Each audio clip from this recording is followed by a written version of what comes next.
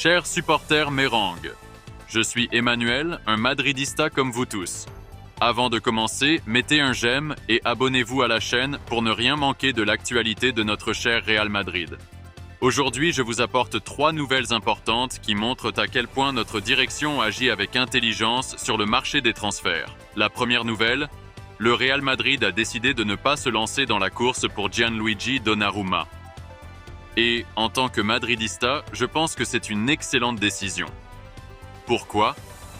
D'abord parce que notre poste de gardien est déjà couvert avec de vrais professionnels, performants, réguliers et avec de la projection.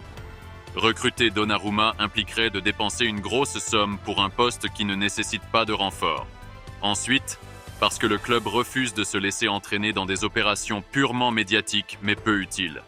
Enfin, parce que nos relations avec le PSG, club du joueur, sont quasiment inexistantes, ce qui rendrait la négociation compliquée. De plus, cette décision permet de garder une marge financière pour de futures opportunités réellement nécessaires. Et il y a un autre aspect, dans les buts, un seul joueur peut jouer.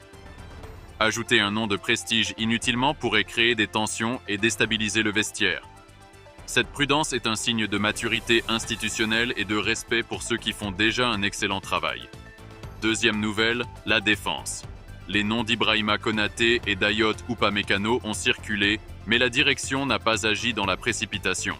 L'objectif est clair, renforcer intelligemment, pas empiler les joueurs. Construire une défense solide demande du temps, un équilibre entre expérience et jeunesse, et des choix réfléchis. Chaque profil est étudié. État de forme, blessures passées, compatibilité avec notre système de jeu. Un mauvais recrutement en défense pourrait briser l'harmonie tactique ou créer des tensions internes. La direction observe aussi les joueurs qui reviennent de blessures afin d'éviter les risques. Ce travail, lent mais précis, permet de maintenir un projet stable, prêt à saisir les bonnes opportunités sans mettre en danger l'équilibre actuel.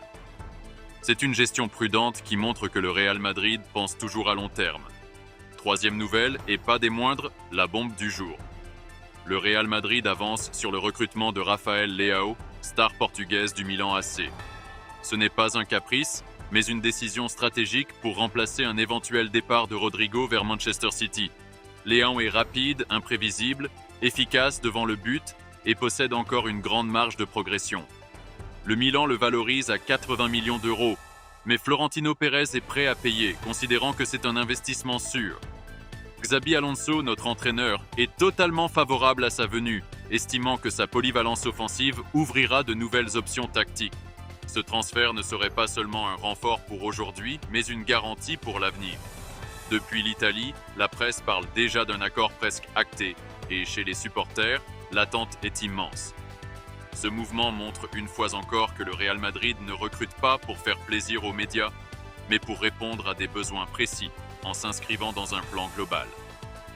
Miser sur Léon, c'est apporter de la qualité, de la vitesse, de la créativité et de la jeunesse à notre attaque, tout en restant fidèle à notre philosophie de recrutement. La conclusion est claire, ces 3 décisions suivent une même logique, prudence, planification et stratégie.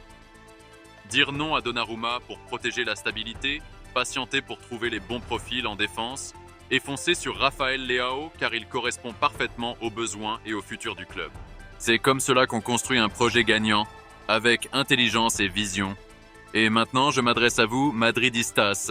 Êtes-vous d'accord pour dire que cette manière de gérer est la meilleure garantie pour que le Real Madrid reste au sommet du football mondial pendant de nombreuses années ?